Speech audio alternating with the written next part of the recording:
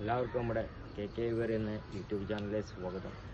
അപ്പോൾ ഇന്ന് നമ്മൾ പറയാൻ പോകുന്ന വീഡിയോ ഡയമണ്ട് ഡൗ ബേഡ്സിൽ എല്ലാവർക്കും നല്ലോണം ഇഷ്ടമുള്ളൊരു ബേഡാണ് ഈ ഡയമണ്ട് ഡൗ. അപ്പോൾ അതിനെപ്പറ്റിയാണ് അതിൻ്റെ മെയിൽ ആൻഡ് ഫീമെയിൽ, അതുപോലെ അവരെ എങ്ങനെ നമുക്ക് പരിചരിക്കാം, അവർക്ക് കൊടുക്കേണ്ട ഫുഡുകൾ ഒക്കെ പറ്റിയുള്ള ഒരു ഡീറ്റെയിൽ വീഡിയോ ആണ് നമ്മൾ ചെയ്യാൻ പോകുന്നത്. അപ്പോൾ ഡയമണ്ട് ഡൗ ഒരു ചെറിയൊരു ബേഡാണ്. ഈ ഫിഞ്ചസിനെ പോലെയൊക്കെ തന്നെ ഫിഞ്ചസ്, ജാവ അങ്ങനത്തെ ബേഡ്സുകളൊക്കെ നമുക്ക് ഒരുമിച്ച് വളർത്താൻ പറ്റിയൊരു ബേഡാണ്. നമുക്ക് ഇവർ നമ്മളെ പിടിക്കാൻ പോയാലൊന്നും കൊത്തൊന്നുമില്ല, കുറച്ച് പേടിയുള്ള ബേഡുകളാണിവ.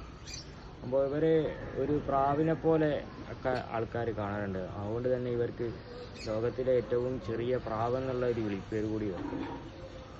അപ്പോൾ ഇവരുടെ മെയിൽ ആൻഡ് ഫീമെയിൽ നമ്മൾ തിരിച്ചറിയുന്നത് ഇവരുടെ കണ്ണിൻ്റെ റിങ് വെച്ചിട്ടാണ്.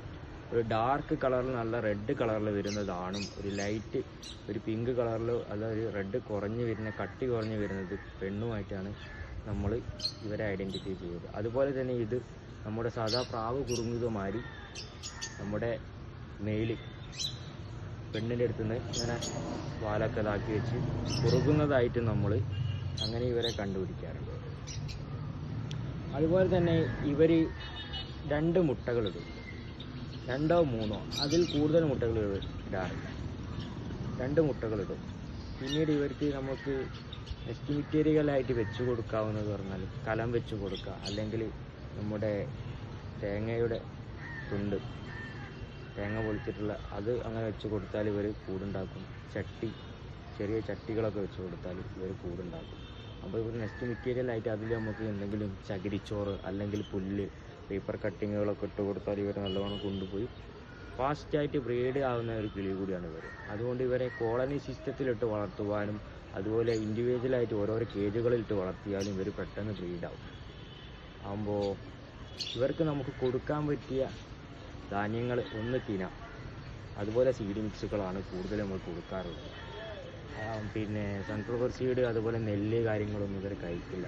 ഇവർക്ക് സാധാരണയായിട്ട് നമ്മൾ അങ്ങനത്തെ ഭക്ഷണങ്ങളുള്ളൂ. പിന്നെ നമുക്ക് മല്ലിച്ചപ്പ്, പുതിന, ഇലവർഗ്ഗങ്ങൾ കൊടുക്കാം, എഗ് ഫുഡ് കൊടുക്കാം, ക്യാരറ്റുകൾ, അങ്ങനത്തെ സോഫ്റ്റ് ഫുഡുകളൊക്കെ ഇവർക്ക് നമുക്ക് എഗ്ഗ് ചെയ്ത് വിരിഞ്ഞെറിയുന്ന സമയത്തൊക്കെ കൊടുത്തു കഴിഞ്ഞാൽ ഇവർക്ക് നല്ല റിസൾട്ടുകളും ഉണ്ടാവും. അതുപോലെ ഇവരെ ഇന്ന് ബ്രീഡ് ചെയ്യിപ്പിക്കാനും അതുപോലെ തന്നെ വളർത്തിയെടുക്കാനും നമ്മുടെ നാടുകളിലും അതുപോലെ ഏവിയറിയലുകളൊക്കെ കൂടുതൽ ആൾക്കാരുണ്ട്. നല്ലൊരു കളിയാണ്. അതുപോലെ തന്നെ ഈ ഏവിയറിയലൊക്കെ വളർത്തുന്നവർക്കൊക്കെ വാങ്ങിയിട്ട് കഴിഞ്ഞാൽ ഈ ഫുഡിൻ്റെ വേസ്റ്റുകളൊക്കെ ഇവർ നല്ലവണ്ണം കഴിക്കും. അതുകൊണ്ടൊക്കെ തന്നെ ഇവരെ ഇന്ന് നല്ല ഡിമാൻഡാണ്. അപ്പോൾ ഇത്രയേ ഉള്ളൂ നമ്മൾ ഇന്നത്തെ വീഡിയോ. അപ്പോൾ നമ്മുടെ വീഡിയോ ഇഷ്ടപ്പെട്ട് കഴിഞ്ഞാൽ നമ്മളെ ലൈക്ക് ചെയ്യുക, സബ്സ്ക്രൈബ് ചെയ്യുക, നമുക്ക് കമൻറ്റ് ചെയ്യുക.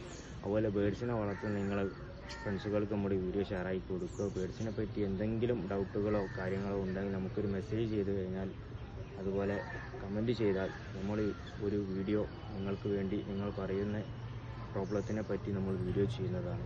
അപ്പോൾ അടുത്ത വീഡിയോയിൽ നമുക്ക് വീണ്ടും കാണാം.